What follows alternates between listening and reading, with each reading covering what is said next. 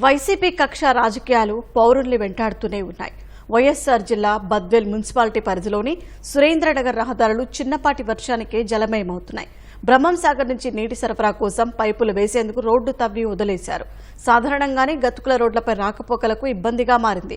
వర్షం పడినప్పుడు మరీ ప్రహసనమవుతోంది.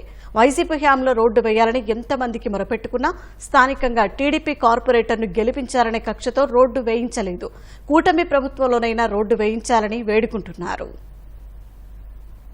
ఆఖరికి రాజగోపాల్ రెడ్డి మేము వేయము, మీరు టీడీపీ వాళ్ళు అన్నారు. ఇప్పుడు కమిషనర్ కాడికి పోతే కొంచెం నాకు సరే సానుకూలంగా స్పందించినాడు. వేస్తాము, మీరు ఏదో ఒకటి నలుగురు కూడి ఏదో చేసుకోండి అని చెప్పినాడు. ఈడ పాలు కానీ నీళ్లు కానీ కానీ రోడ్డు మీద నిలబడాల్సిందే కానీ వచ్చే ఓటం లేదు. ముసిలోళ్ళు పిల్లోళ్ళు ఎన్నో మాటలు పన్నారు.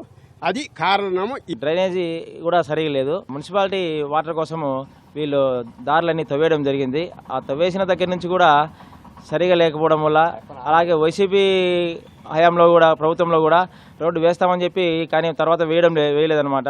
ఎందుకంటే ఇక్కడ టీడీపీ వార్డు మెంబరు గెలిచారు కాబట్టి, మీరు అక్కడ టీడీపీని గెలిపించారు కాబట్టి మేము వేయమని చెప్పి ఈ విధంగా చెప్తున్నారు. 30 సంవత్సరాల కింద వేసినటువంటి రోడ్డు బాగా ఉండింది. వాటర్ సోర్సెస్ చూపించడం వలన ఆ రోడ్డు అంతా కట్ అయిపోయినది. నీళ్లు నిలబడి ఉన్నాయి, 1.5 అడుగు వరకు నీళ్లు నిలబడి ఉన్నాయి. మోటార్ సైకిల్ పోవడం కానీ లేకపోతే నీళ్లు డ్రింకింగ్ వాటర్ రావడం కానీ ఏమీ జరగడం లేదు.